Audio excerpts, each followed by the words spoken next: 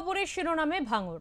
BJP প্রার্থী জয়ন্ত গাইনের বাড়িতে তৃণমূল প্রার্থী শওকত মোল্লা। তার উপস্থিতিকে কেন্দ্র করে ইতিমধ্যেই সরগরম রাজনৈতিক মহল থেকে সাধারণ মানুষ। এই ইস্যুতে সরব হয়ে ভাঙড় বিধানসভা কেন্দ্রের আইএসএফ প্রার্থী নওশাদ সিদ্দিকী বলেন, আমরা আগে থেকেই বলে আসছিলাম যে ভাঙড়ে বিজেপি এবং তৃণমূলের মধ্যে সেটিং রয়েছে। এই ঘটনা সেই কথাকেই আবারও প্রমাণ করে দিল। জিততে পারে আমাদের ক্যান্ডিডেট, একটু আশীর্বাদ করুন, একটু মুখে বলুন। ঠিক আছে, মায়ের দোয়া সবসময়। নির্বাচনের মুখে ভাঙড় বিধানসভা কেন্দ্র আবারও শিরোনামে। এবার বিতর্কের কেন্দ্রে তৃণমূল কংগ্রেস ও বিজেপির সম্ভাব্য সেটিং এর অভিযোগ। বিজেপি প্রার্থী জয়ন্ত গাইনের বাড়িতে তৃণমূল প্রার্থী শওকত মোল্লা। তার উপস্থিতিকে কেন্দ্র করে যে ছবির সামনে এসেছে তা নিয়ে ইতিমধ্যেই সরগরম রাজনৈতিক মহল থেকে সাধারণ মানুষ সকলেই।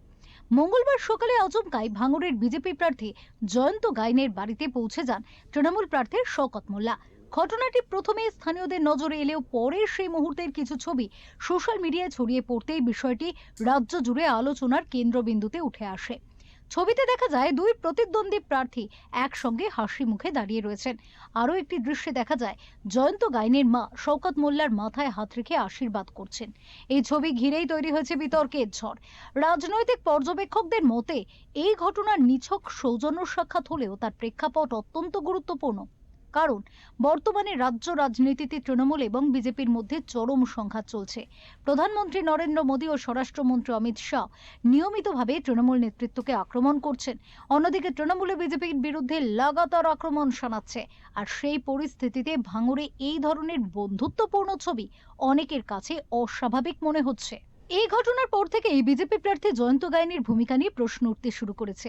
প্রার্থী ঘোষণার পর থেকেই তাকে খুব একটা সক্রিয়ভাবে প্রচারে দেখা যায়নি। ফলত তার রাজনৈতিক অবস্থান নিয়েই তৈরি হয়েছে ধোঁয়াশা। যদিও দলীয় সূত্রের দাবি জয়ন্ত গাইনের সঙ্গে শওকত মোল্লার দীর্ঘদিনের ব্যক্তিগত সম্পর্ক রয়েছে। তার পরিবারের সদস্যদের মধ্যেও তৃণমূলের প্রভাব রয়েছে বলে অভিযোগ। জানা গিয়েছে তার ভাই তৃণমূলের বুথ সভাপতি এবং দিদি স্থানীয় পঞ্চায়েত প্রধান। এই তথ্য সামনে আসতেই বিরোধীদের অভিযোগ আরো জোরদার হয়েছে যে ভাঙড়ে প্রকৃতপক্ষে তৃণমূল ও বিজেপির মধ্যে বোঝাপড়া রয়েছে। তবে এই সমস্ত অভিযোগ একেবারেই উড়িয়ে দিয়েছেন তৃণমূল প্রার্থী শওকত মোল্লা। তার বক্তব্য, জয়ন্ত গাইনের মা আমাদের দলের একজন মহিলা নেত্রী। আমি সেই সূত্রেই তার বাড়িতে গিয়েছিলাম। এটি সম্পূর্ণ সৌজন্য সাক্ষাৎ, এর সঙ্গে কোনো রাজনৈতিক সেটিং এর সম্পর্ক নেই। তিনি আরো দাবি করেন, নির্বাচনের আগে বিরোধীরা ইচ্ছাকৃতভাবে এই বিষয়টিকে বড় করে দেখিয়ে বিভ্রান্তি ছড়ানোর চেষ্টা করছে। যে ক্যান্ডিডেট হয়েছে তার মা আমাদের মহিলা নেত্রী। আমার মহিলা নেত্রীর বাড়িতে আমি যাব না? বিজেপির সঙ্গে সেটিং, আমরা মরে যাব তো বিজেপির সঙ্গে কোনো সেটিং করবো না। এটা এই কালচার আমাদের নেই। যারা সেটিং করে তারাই কথা বলে। বিজেপির সঙ্গে যদি সেটিং থাকে সেটা নওশাদ সিদ্দিকীর আছে, আব্বাস সিদ্দিকীর আছে, হুমায়ুন কবিরদের মতো লোকের আছে। তৃণমূল কংগ্রেস আর বিশেষ করে শওকত মোল্লারা কোনোদিন ওই বিজেপির সঙ্গে মরে যাবে তো কোনোদিন সেটিং করবে না। এই ইস্যুতে সরব হয়েছেন ভাঙড় বিধানসভা কেন্দ্রের আইএসএফ প্রার্থী নওশাদ সিদ্দিকীও। তিনি বলেন, আমরা আগে থেকেই বলে আসছিলাম যে ভাঙড়ে বিজেপি এবং তৃণমূলের মধ্যে সেটিং রয়েছে। এই ঘটনা সেই কথাকেই আবারও প্রমাণ করে দিল।